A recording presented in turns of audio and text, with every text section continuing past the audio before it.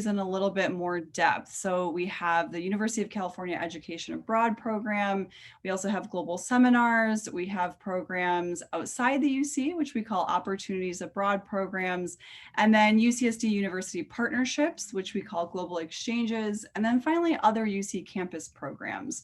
So again, lots of different options for you. And so I'll kind of break those down so that you can understand what each of those entails specifically. So the UC Education Abroad program, this is our most popular study abroad provider, but it doesn't necessarily mean that it's the best one for you. It certainly doesn't mean it's the only option, but we do send the majority of our students on UCEAP programs. And with this program, so any courses you take on a UCEAP program would earn you UC credit, and they would be calculated into your GPA. Any UC-based financial aid that you receive will apply to these programs, as well as federal and state aid. And through UCEAP, we have summer, quarter, semester, and year options. We have over 45 different countries represented in the UCEAP portfolio.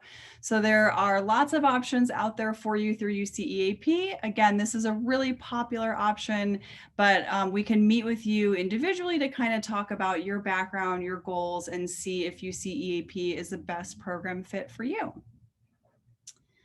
All right, and moving right along to the global seminars. So these are our summer UC San Diego courses abroad. They're faculty-led programs. So each of these programs is led by a UCSD faculty member who is renowned in their field, who has chosen the location of the global seminar for a very specific reason. So on these programs, you're going to spend 5 weeks abroad during either summer session 1 or summer session 2, and you would take 2 courses for a total of 8 units. So something that's really special about these global seminar programs is that the class sizes are very small. So it's about 15 to 28 students on each program. So you get to know your classmates really well. You get access to a UCSD professor. And so you really kind of become a close-knit family by the end of the program. And I know that students in the past have actually, taken further courses with the professor from their global seminar. Some students have worked in a lab with that professor. They've gotten recommendations for grad school from that professor. So these can be really important relationships to build. And like I said, these programs are chosen very intentionally. So the professor had their course material relates to the location of the program. And so in a way, you're kind of using the city as the classroom. I know a lot of the on-site activities involve going to museums at the local site, maybe having guest lecturers come in, and really, immersing yourself in the culture and in certain learning opportunities that are only available in that particular location. So these are really special programs, again, only offered in the summer, 5 weeks abroad, either summer session 1 or 2. So these tend to work really well if you, for whatever reason, don't want to or can't fit a semester or a quarter into your schedule. These summer programs can be a great fit. So yeah. Those are wonderful. And here's just kind of the overview of what we hope to offer in summer 2021. So you'll see lots of different disciplines represented here. And so students will take these courses potentially to count for a GE requirement for their college. Sometimes students will find a course that works for their major or for their minor. So we always recommend that you go to the global seminar page of our website and look through here and kind of see what might work for you. Also, you can just take a course that's, fascinating to you. It doesn't necessarily have to count for your major, your minor, or GE requirements. Normally, students do take courses that are working towards in one of those sections, but it doesn't mean that you have to. So if you've always been, fascinated by sign language and you want to go take sign language studies in Paris, and it's just something that you want to do for your personal edification, go for it. But again, look through here, see what strikes your fancy, and see what you might want to look into applying for summer 2021.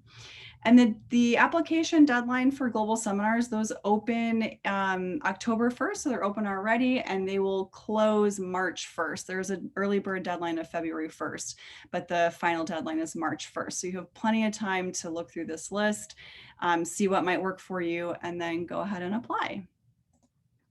And then outside of the UC system, so we have what we call opportunities abroad programs. And this essentially is anything that's outside of the UC system, as I said. So this would be directly enrolling at a university abroad or going through another study abroad provider outside of UCEAP. So this really does open up your options quite a bit. If for whatever reason, maybe there's not a program through UCEAP that works for you, or you know of a particular university abroad that you'd like to study at and you want to directly enroll, or you find out about a provider program that works really well for you. Those are all reasons why you might look into OAP programs. And so the main difference with OAP is that you're getting transfer credit for the courses you're taking. So if you're a transfer student coming in with transfer credit, one thing that we do recommend is that you check with your college advisor to be sure that you're not exceeding the maximum transfer units that you can have at UCSD.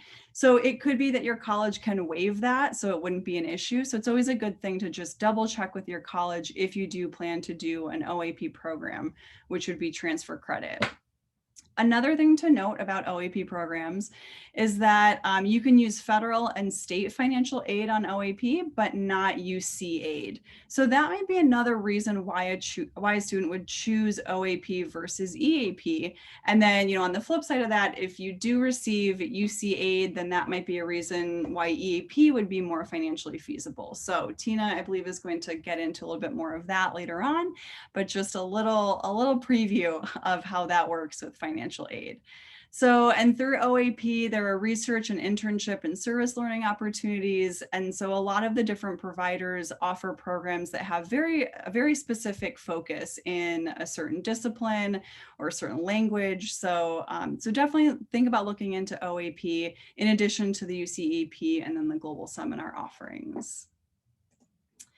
And then for global exchange, so this is a fairly new development for us, and we're really excited about these partnerships that we are creating. Essentially, they're intended to be literal exchanges where we are sending students abroad to these universities and we are then hosting students from these universities.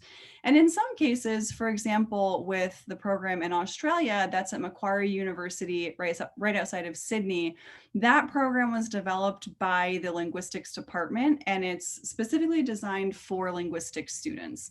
So that's not the case for all of the global exchange programs that we have, but for some of them, they do have a certain focus on linguistics for Australia, or political science for another one, which I believe is in France, that we're in the process of developing. So, so yeah, that is, again, something that is different from the UCEAP and the OAP and the global seminar offerings. So think about whether or not that is something that kind of works for you. And while you're on that global exchange program, you'd pay UC San Diego fees, and then your courses may fulfill major or college requirements. So definitely look into that a little bit more if that is something that's interesting to you. And then other UC campus programs. So the other UCs have phenomenal programs that they offer. I know UC Davis runs some really fantastic summer programs that some of our students have participated on in the past.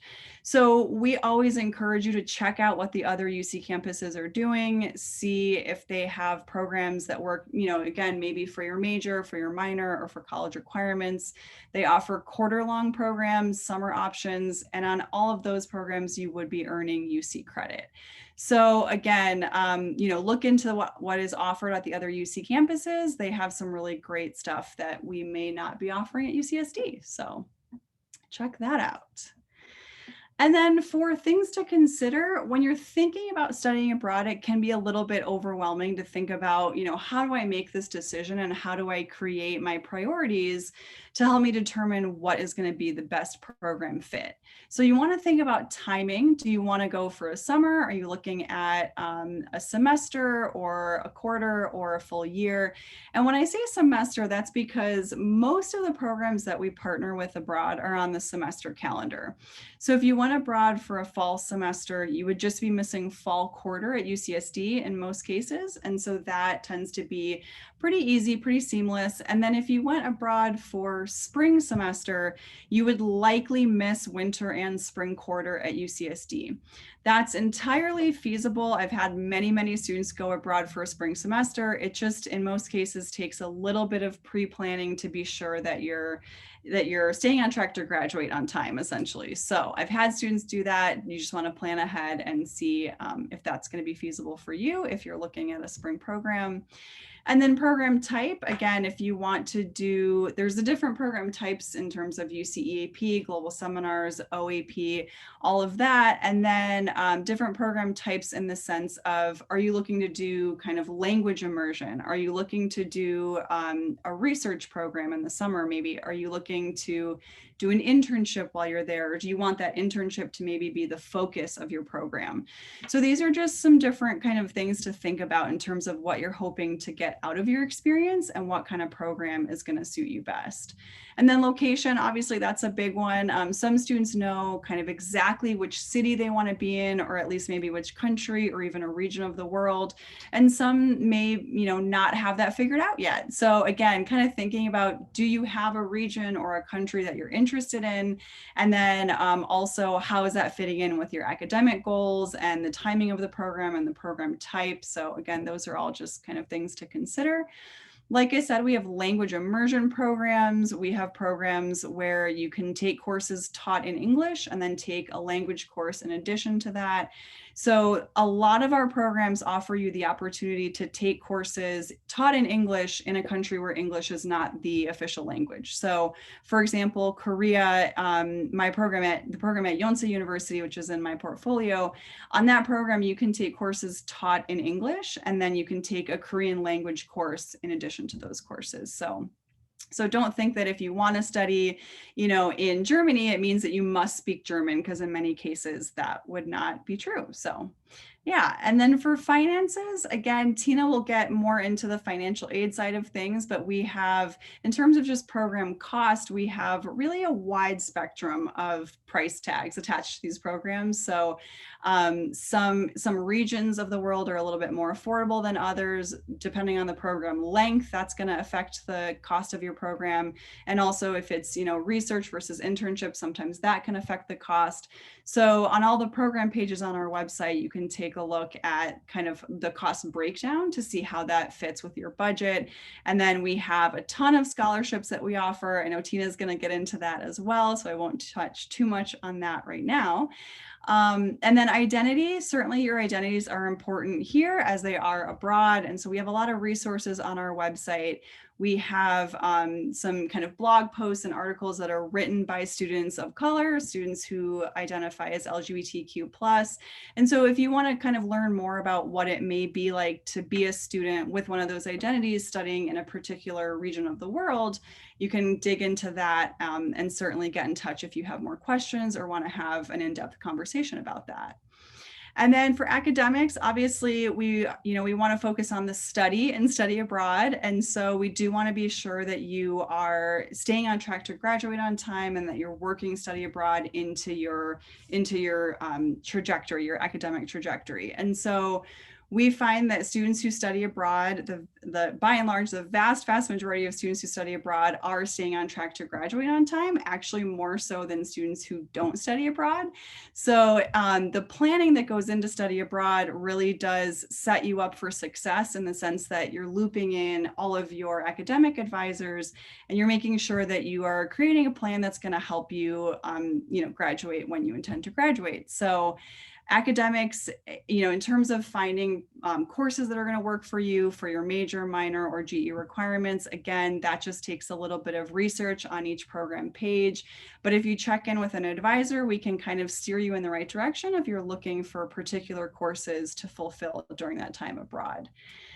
So yeah, that's a lot. I know it's a lot of information. I'm going to wrap up pretty quickly here, but I did want to let you all know about our Study Abroad Expo Week. So this is all virtual. It's happening October 26th through the 30th. You can register at the link that you see on your screen.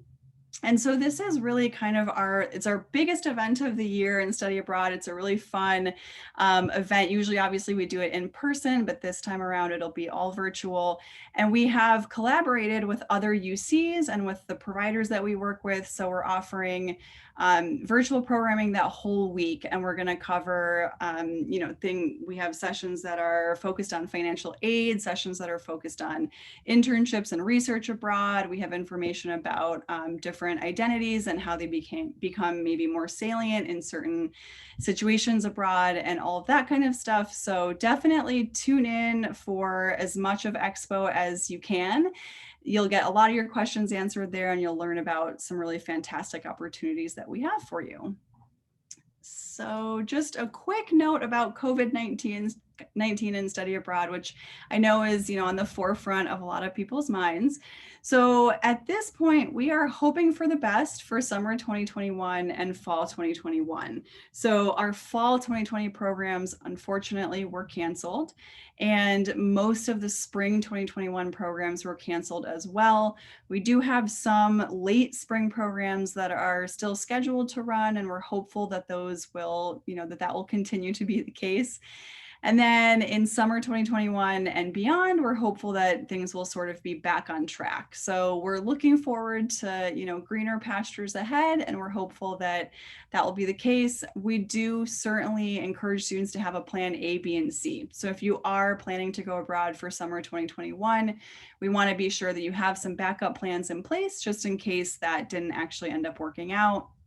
Because of COVID, obviously the situation is unpredictable. So certainly having backup plans is the way to go. And then a lot of providers are actually pivoting to virtual internships in addition to on-site programs, or in some cases instead of on-site programs. So take a look at the information on the website through UCEAP and through other providers. There are lots of really, really innovative virtual internships that are available right now that are a fraction of the price of some of the in-person programs.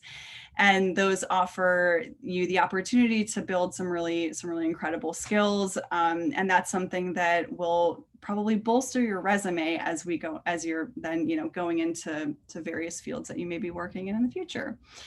And then global seminars, the global seminar team is exploring the potential to do virtual programming if needed. So right now, again, the vast majority of those summer 2021 programs are scheduled to run, but if changes need to be made, then they're going to look into the possibility of doing virtual programming for those virtual classrooms. So yeah, that's just a brief update on COVID-19. And then for your next steps, so there's a ton of information on our website. You can research all the different programs that I've mentioned. There's lots more information, lots of detail about the costs, the housing, academics, all that kind of stuff on the website. And then you can send us questions via the Virtual Advising Center. So if you go into the VAC and just select study abroad as the department and then write a message in the virtual advising center, then that message will get forwarded to us and we'll go ahead and answer you. So that's a really quick and easy way to get in touch with us. And then you can also meet with an advisor. So we have Zoom advising available. We have drop-in hours on Mondays and Thursdays. Again, this information is all on the website, but just so you know, we are here to meet with you. You can set up an individual appointment to meet with us and talk about kind of, what your plans are for study abroad and figure that all out. So yes, we're around virtually and we would love to connect. So yes, get in touch. So I'm going to stop sharing now. That's the end of my presentation. I hope I didn't take up too much time. And I will now pass it over to John, who's a returnee from a study abroad program.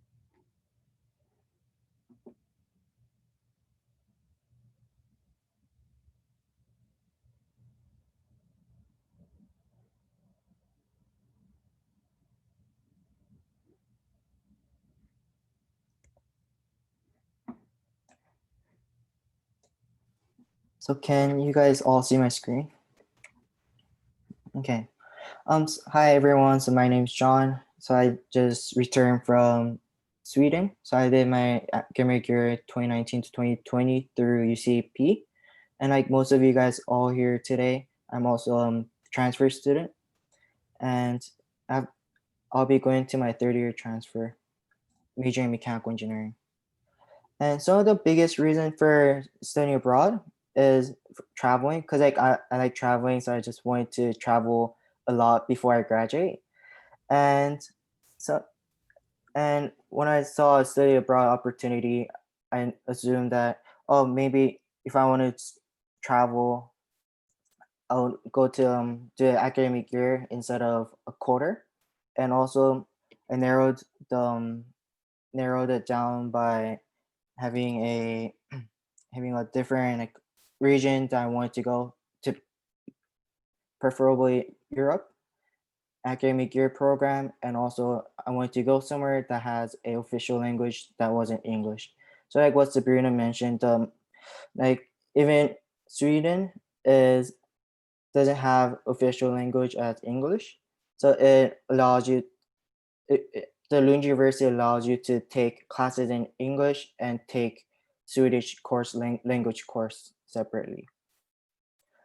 So the pictures on the right side, it represents the some of the travel pictures that I took in different countries. So on the top left is from Slovakia, top right from Hungary, top bottom right from Netherlands, and then bottom left from like Sweden, the northern part of Sweden, and I'm on top of the frozen lake. And just wanted to share my experience with the Lund, Sweden. So Lund University, it's a, it has a semester system with 2 periods in each semester. So a period is about like a quarter of the length, and you usually take 2 to 3 classes for each period. And also there are different social activities that are available, like nations, clubs, and other things. And also Lund University, when you arrive to Lund University, you'll find that Lund University is a lot more casual, like such as like if you're taking classes, you get to talk to your professors and refer to them in a first name basis. And if you have any questions like outside the class, they also give you a cell phone number if you need to like reach them out. Also, like some of you may question about like how are we going to get housing. So for the housing, if you're going through study abroad program through UCEAP, it's usually guaranteed for housing. But thing is, you have to actually do your applications and do all the communications with the university itself. So, and also for going back to social activities, like if you're an incoming fall semester student, there are usually orientations with like different like fun activities. So City of Lund offers many events throughout the year. So on the bottom right is a picture of Lund Cathedral, and many of the events are like taking place inside the Lund Cathedral. And also if you're like also there's like concerts within Lund Cathedral every week, and also if you're a student graduating from Lund University, you do a graduation inside the Lund Cathedral. And also if you want to take if you want to learn a Swedish language without taking a class, there are language cafes widely available like throughout Lund city of Lund. And like language cafes can be found in the library, sports center, and also at Lund University itself. And they're offered like multiple times a week, every week. And if you're a beginner, like without any knowledge, when I went there, they had a retired language teacher, Swedish teacher who volunteered to help out the new like beginner students. And just to explain some of the pictures I've shown here, top left is one of the events that went with the UCAP students. So, and then the top right is the cinnamon bun. That's like a Swedish pastry. And also the bottom left. It's just when I went hiking with my friends to. It's about like 15 to 20 minute bus ride from Lund. And many people may ask, like, how are you gonna like afford to study abroad? So, like what Sabrina mentioned briefly, and Tina will go over like in depth later on. Like the financial aid packages, as usual, you can transfer the financial aid packages to a program. So if you're eligible for financial aid, it helps you a lot. And also, there are different scholarships available. There are scholarships like UCAP scholarship, UC San Diego scholarship, and college scholarship. And for college, since I'm a Marshall student, you can there's a study abroad scholarship just for Marshall students. And the outside, there are like outside scholarships, and like one scholarship that I'll explain today is the Gilman International Scholarship. So it's a really like helpful scholarship that I received during my time abroad. So Gilman International Scholarship is sponsored by the U.S. State of Department of State, and it provides up to $5,000. And if you're studying a critical need language listed on their website, you'll be eligible for like additional $3,000 on top of the 5,000. So the process to apply for the Gilman International Scholarship, you have to write a couple essays, like one essay describing a statement of intent and why you want to study abroad and like how it's going to benefit you as a student and as a person.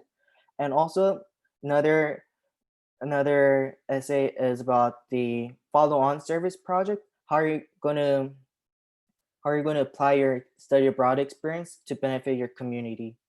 So if you just look at the scholarship application itself, it might be a lot. You might think that there's a lot of things that you have to do, but if you're applying for different scholarships through like UCAP and UC San Diego, you just have to you're already build like the whole statement of intent because they also ask you for a statement of intent when you apply for the scholarships.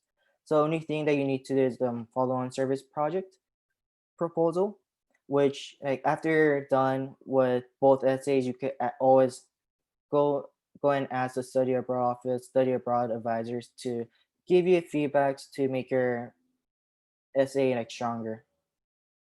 So there are some perks with like being a recipient of the Gilman International. So if you're a recipient, they advertise it as like you representing the United States as like student diplomat. And also like if you're because of that you have additional support on top of the UCAP program support. So like for example, there's a international SOS, which is like if you want to travel outside of your country, you like UCAP program has the My EAP website where there's a travel sign up. But international SOS it has like a way more details on like where you're staying, what your flights are, and how long you're going to be there for. And another thing is you get to net you get to network with other Gilman scholars. And just lastly, I just have some tips to like choosing to study abroad and like starting your study abroad journey. So I advise to like start your study abroad application process early because the you have to talk to college major and study abroad advisor to stay on track. And also you have to research your schools with including the start date and courses because like as a transfer student like a summer between the like first and second year transfer like junior and senior, it's a important like summer where you get experience through like research experience or internship experience. And sometimes like for example Lund University the start date is in August 1st because there was a language intensive language program before the school started. And for I heard from like, so there's a mix like with the internship, like how like some organization might allow you to negotiate the end date of your internship, some might say like no to it. So it's important to look at the start date, because also like another school that I was looking at while like applying for Lund University was a University of Edinburgh, and those started in September and stuff. So it's about like 2 month difference. So it's good to like look at the start and end dates of your study abroad. And also like looking at the schools, researching in schools, like as a transfer student, you'll probably finish with general education before you came to school, UC San Diego. So most of times you'll be taking like master's level course in Lund University, because the education system throughout Europe is that it takes 3 years for bachelor's and about 2 years after for master's. So like even though they label your courses as master's class like A level courses, it is the same as what you're taking as a junior or senior in UC San Diego. Also, I advise you to like start your scholarship applications early, because like some of them may require a lot of recommendations, and also there are like different like prompts that you have to write for each of the essays. And if you have any questions, always like ask your advisors and study abroad office. Yeah, thank you. Thank you so much, John, and thank you, Sabrina. This is really great so far. Thank you for all of our attendees. This is a lot of information, and as I'm sure you can see, there's a lot that goes into study abroad. So my name is Tina Briley. I'm a financial aid counselor. I'm dedicated to the study abroad office. And so I'm also gonna tell you more information. Yay, hold on, let me pull this guy up here. I'm gonna tell you a little bit about what to expect. I apologize, we are at home and I have a cat trying to get in my lap, I'm sorry. So just a moment here. Let me pull this guy up.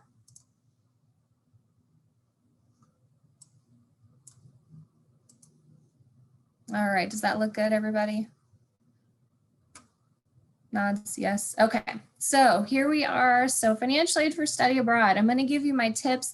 By the way, I was a transfer student as well. So I have a big heart for you to know that being a transfer student coming to university can be quite challenging. And I imagine during this time too, it can be a little interesting. So hopefully this will help you get some of the information that you need as you're planning on when you might be able to go. But I'm also throwing in a few other tips for you too that I think are helpful. So, so the big question is, how am I going to get the money, right? Like you decide on a program and then the next step is what do I even need to ask myself? Maybe your family's asking you how you're going to pay for it. These are the questions that I recommend that you start with. So the first thing is how much am I charged for tuition and fees now? Do I live on campus, off campus, right? Because if you live on campus, your housing is included in that figure, but if you don't, it's not. So be careful to look at like what your current situation is. So that way, when you're looking at these programs, you have a better idea of how to compare them. So I'm going to go into that in a little bit more depth. I do recommend looking at your billing statement and really making sure that you understand what it is, right? Everything that's on there. And if you're not sure, not a problem. Ask more about it so you can help maybe your family as you try to tell them why you want to do this and explain what the differences in the costs are. It's also important to know what aid you've been offered and what aid you're currently using.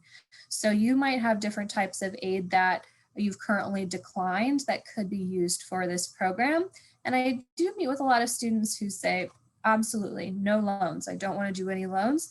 But I do like students to know what their options are, right? Because if you find a program that is best for you, but it's a little bit more expensive, you'll really want to determine like, is that extra cost justified? And you have resources that you can use to help cover that, right? So, and lastly, what is the cost breakdown? So I'm going to help you with some of these things because based on the type of program you have, it kind of varies. First of all, if you look at this, this is UCSD. So all of you right now have one of these budgets.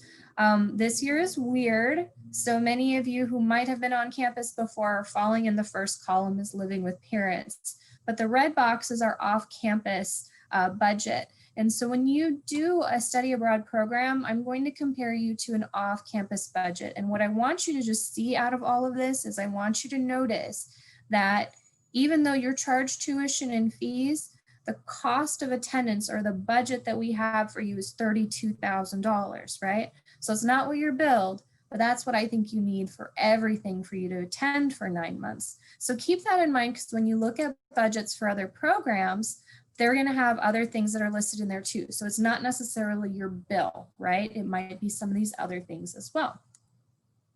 So more specifically of some of the programs that Sabrina already mentioned, if you're looking at an EAP program or a campus-based exchange and you see that cost price tag, right? It's going to include everything. So EAP is really mindful of making sure that that includes all of your tuition, fees, airfare even, some pre-departure expenses, housing and whatnot as well.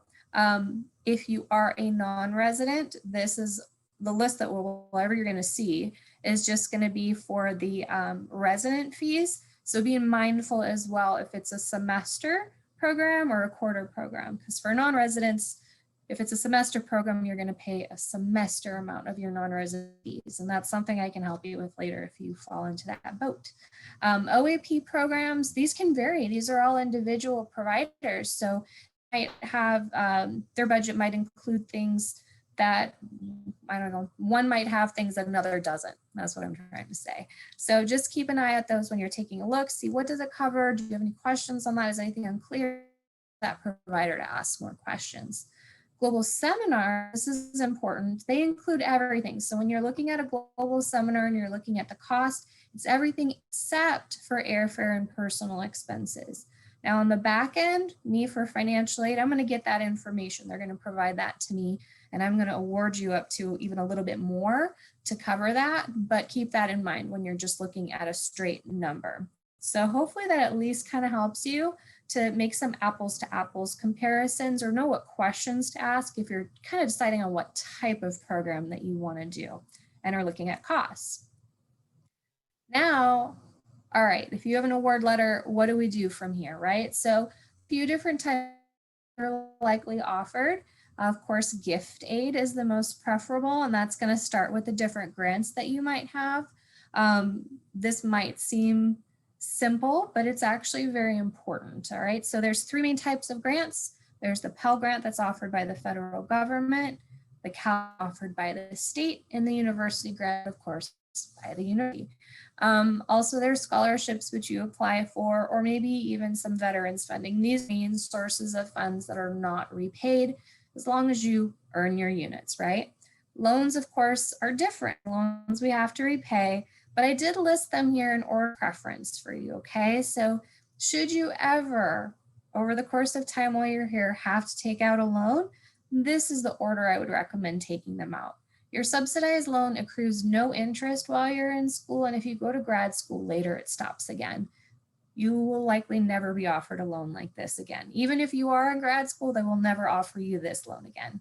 I bring this up because sometimes if you are at that tipping point, this might be a good option to use should you need it. So I just want you to be aware of that part where there's the no interest while you're in school. Second would be a university loan.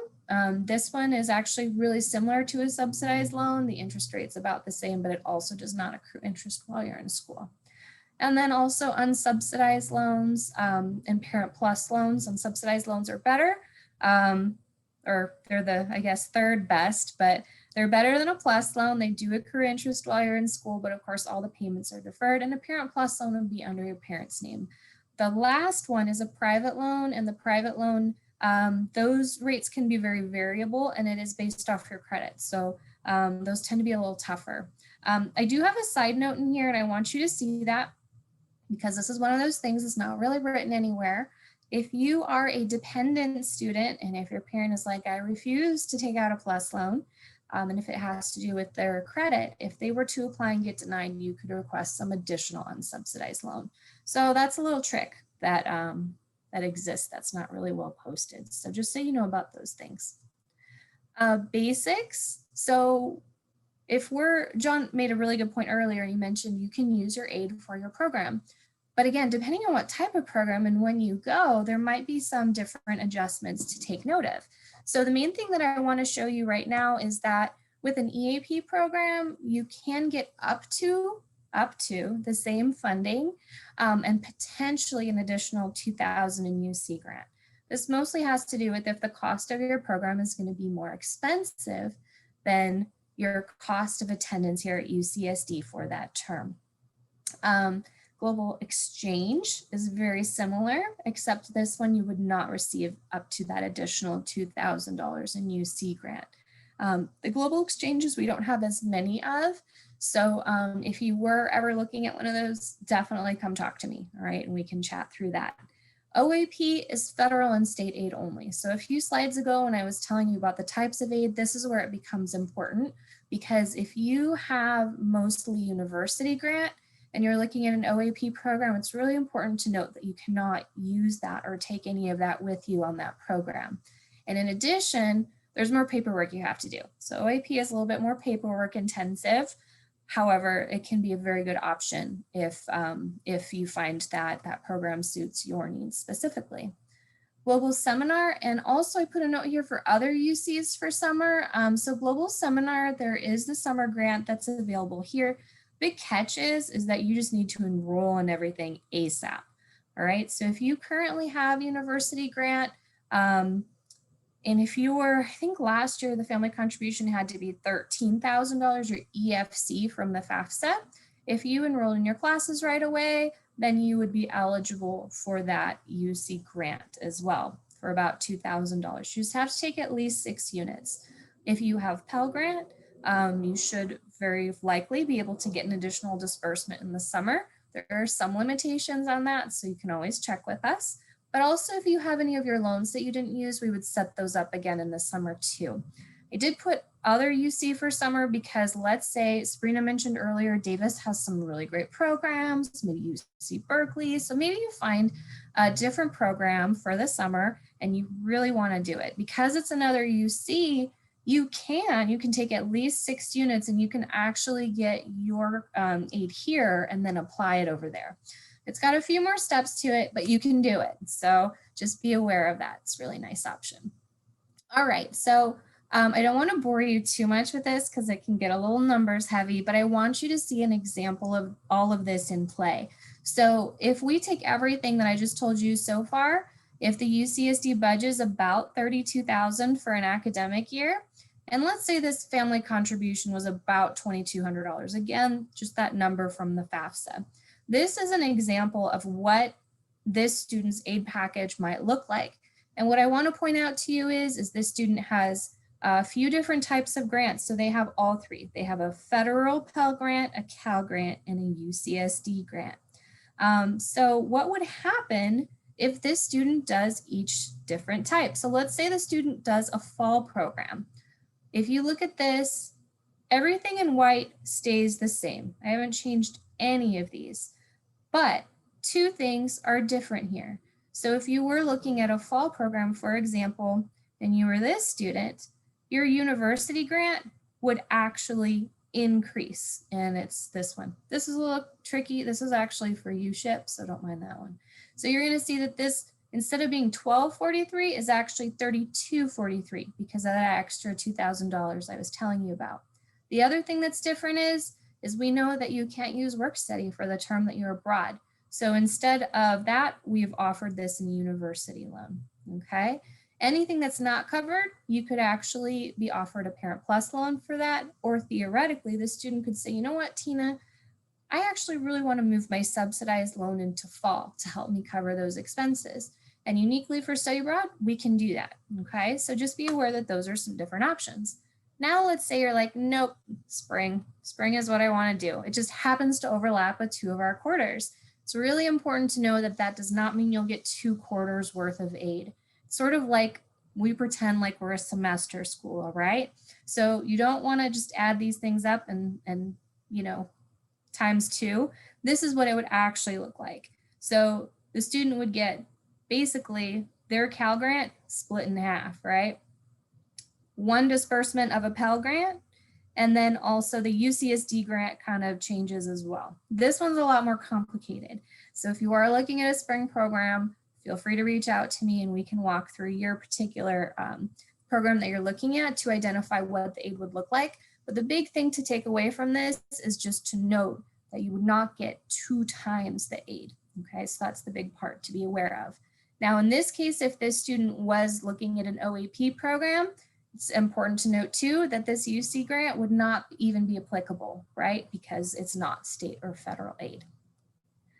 And for summer programs, totally different, right? So summer programs, even if you were taking classes here at UCSD for summer, which if you are a transfer student, I recommend. It's a great way to knock some of those some of that coursework out of the way so you can move forward with everything a little quicker. But basically, you would be able to get a portion of your Pell Grant, any of the unused loans for the year, and then again, the UCSD grant is roughly around $2,000. Okay, another reason to take summer is, well, this is kind of most of it. EAP students, you might be able to get an additional $500 in grant. Right now, we're looking to see this upcoming year if we'll have that funding. And then also, as I mentioned earlier, summer is a great time to try to catch up on some units if you're able to. And 5th year. So for you as a transfer student, this is important, right?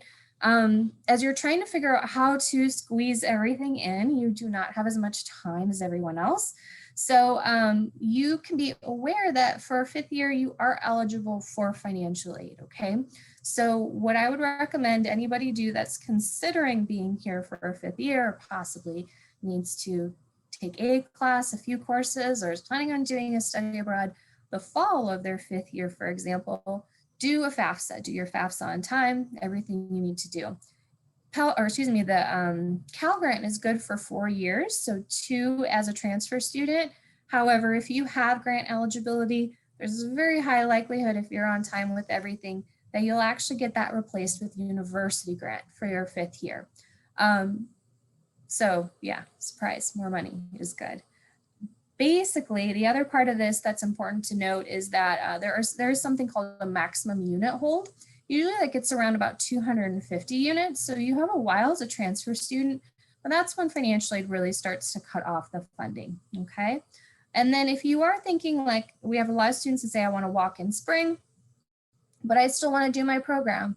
It's not a problem, talk to your college. So we do have students that will walk in spring and then take a summer program if they're still eligible. The big thing is you can basically do everything, just don't officially apply to graduate before that time. So talk to your college, figure out what you can do about that. Now scholarships, this part I'm going to be kind of brief on because we're in a little bit of a gray area at the moment, but I will tell you that we have received a ton of scholarships for study abroad students. So I really want to encourage you to apply if you think you're going to be doing a study abroad. So in the 18-19 academic year, just for our students at UCSD for study abroad specific scholarships, over $900,000 was awarded. So as of right now, we're identifying which scholarships are going to be available for the summer and fall cycle. So if you go to our website right now, I will admit you're going to see some old information, but we hope to have that mostly updated by December when we can hear back from a lot of the different donors and sources of the funds to confirm what will be available.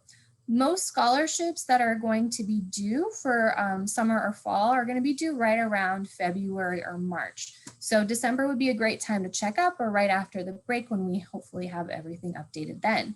The Gilman is a really great one to mention though. So John had given us a great presentation on how that had helped him out. And I do know that the Gilman has been very flexible during these times of COVID with students that had to change their plans. So keep that in mind too. Other things to note, and I want to be mindful so we can get you a few questions. Should anything be out of the ordinary this year, so for example, due to the situation, if you've lost a job, your family has lost a job, something like that, if something on the FAFSA has changed, there are these different appeals. This is on the financial aid website. And sometimes I notice this with transfer students specifically, where maybe 2 years ago, the FAFSA is looking at your income information from then, and you were making a lot more money. So sometimes it can be beneficial to do a student income appeal. This is something I would check either with myself or this financial aid office to see if it would be something that you would need to do. But sometimes I've noticed it helps students for the summer. So if they do it during the academic year, it might technically make them Pell eligible during the year, in which case they can use some of that in the summer. Additionally, if you need more than what you have, there are these cost of attendance add-ons, and this has more to do if you need to purchase a computer or something like that. They're mostly funded with loans, but I wanted to let you know they exist. Every now and then we use them for study abroad if we need to, but most times we don't have to, but just so you know, they exist too. And then important financial aid deadlines. So really crucial, March 2nd, every year get your FAFSA in by March 2nd. If there's any additional items that we need, usually that deadline is right around May 1st. So just make sure that you get everything into the financial aid office as soon as possible when requested. And then for summer enrollment should open up on April 13th. So if you do plan on doing a global seminar or any other summer classes, make sure you register by that time so you can be first in line to receive any university grant. And then how do you contact us? So since everything is virtual, it's a little different, but our front desk, you can actually use this source right here. And we do have student assistants that are helping us staff this Mondays through Thursday from 9 to 7, and then Fridays from 9 to 4. And they can help you by getting set up for an appointment or answering some basic questions, and then we can take it from there. And just a few more things. So thank you so much for joining this presentation for the transfer week. Feel free to post anything that is helpful. Take a look at the schedule. We're at the end of the second day, so there's still a lot more to come. And then also there's going to be some giveaways and drawings. We're going to have one as well. So we'll email a lucky participant today who will be able to get a t-shirt and a little goodie bag. And then also there's a virtual scavenger hunt that they're offering too. So the Transfer Center does have some really nice opportunities. Please feel free to check them out. And then very lastly, if you have any comments that you would like to make, feel free to use this.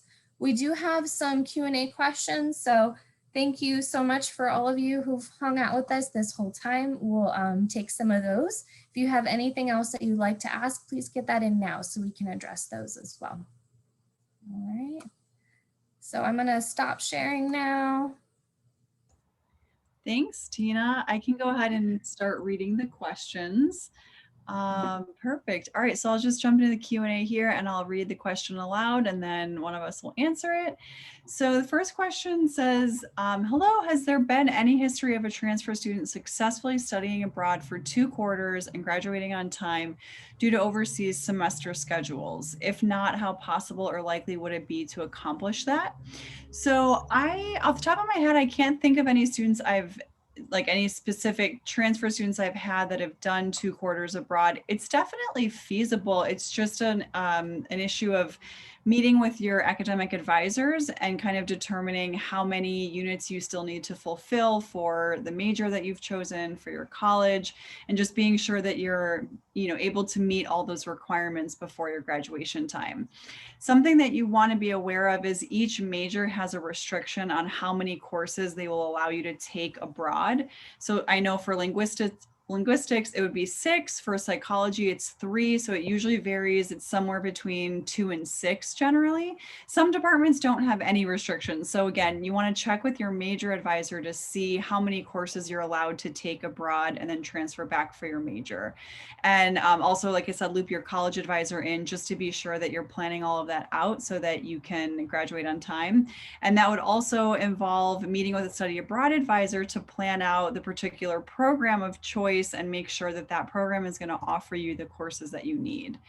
So yeah, it is possible. It just takes some planning to be sure that you're taking the right courses, that you're selecting a good program that fits for your academic needs, to be sure that you kind of have everything, all your ducks in a row. Anything to add to that, Tina, that, from Yes, yeah, absolutely. Another thing, actually, ironically, sometimes it's good to even go longer than a spring semester. So we didn't really hit too much on an academic year, but I can tell you that a lot of times the budgets are really similar to our budget for that period or even less. So we do have students that go abroad for a year and tend to do really well in scholarships, since not a lot of students go for a full year too. So that being said, the other thing that I would point out too is summer. Summer is a really good way that we have students who maybe they don't get quite what they want for spring, but then they plan ahead and they take 2 extra courses in, their first year in summer or their second year in summer. So that'd be something to consider too. Yeah, that's a great point. Thanks, Tina. Yeah. John, did you want to Um, add? I saw you unmuted yourself, so if you oh wanted to yeah. jump in. Um, Yeah. I like to add in that like different majors might have like different process before you go study abroad. Like for me as an engineering major, you could petition about like, a pre-approval courses before you go to study abroad, and you can always like talk to the advisors and see if the courses may align with your graduation date. So Yeah, that's a great point. Thanks, John. Yeah, so for any program that you're doing, you're going to fill in what's called an academic planning form. And on that form, you're listing the courses that you want to take. And that form is then reviewed by your major and minor, if you have one, and college advisors. So yeah, you're looping them in and they can, like John said, kind of let you know how those courses are going to work for credit, if they're going to count for specific courses or elective credit within your major or your minor or what have you. So yeah, that's an important piece of the planning puzzle. Yeah, thanks, John. And thanks for your question. I believe that was Sapphire. And looks like there's another question from Sapphire. I'll go ahead and read that one. Sorry, Tina, I realized we were going to switch back and forth. I'll take That's this fine. one and then, yeah, we can switch after that. So the question is, since the admission may not be guaranteed, is it possible to apply for OAP and UCEAP for the same quarter or semester? That's a great question.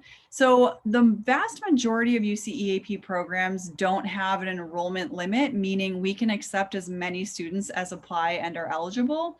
So it's worth checking with your study abroad advisor to see if the particular program that you're interested in through UCEAP has an enrollment limit. If it doesn't, and you're essentially guaranteed to be selected, then there might not be a reason to apply essentially for a backup program through OAP. So, students apply for multiple programs for many different reasons. In some cases, it's because they want to kind of hedge their bets and they think they might not get into a certain program. In some cases, it would be because they're kind of trying to decide still between those two programs. So I'd say check with your UCEAP advisor about the eligibility requirements to see how competitive it is to get into that program. And we will allow you to apply to a UCEAP program and an OAP program at the same time.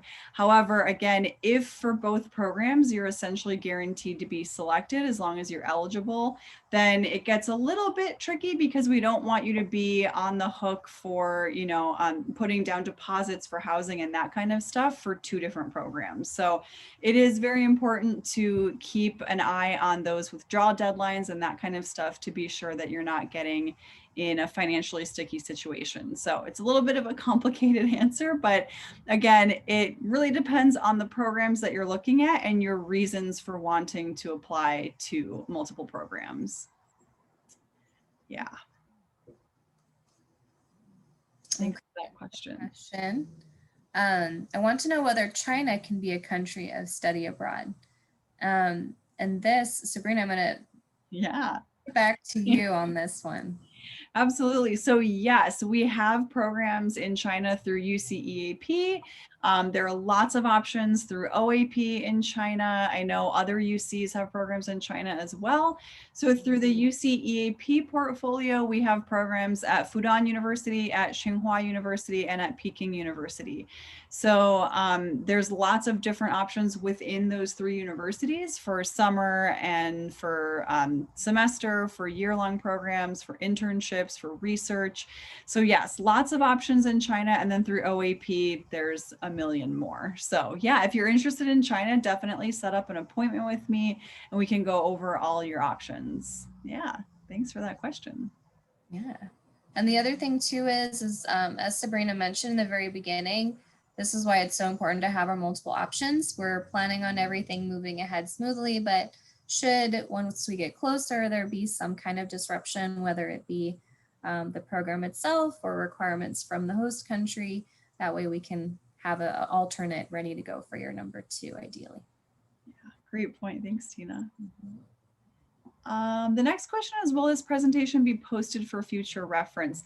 I know that we are recording it. Tina, do you know where it will be posted? Yes, it will. So the transfer group is requested that we have it on there. So we'll go ahead and do that. And I'm not sure where they'll post it, but that they will have access. Great, thanks. Yeah. Okay, and then another question. I plan on attending UCSD fall of 2021. When would I be able to apply for study abroad? And then there's like, for example, complete 1 quarter requirement.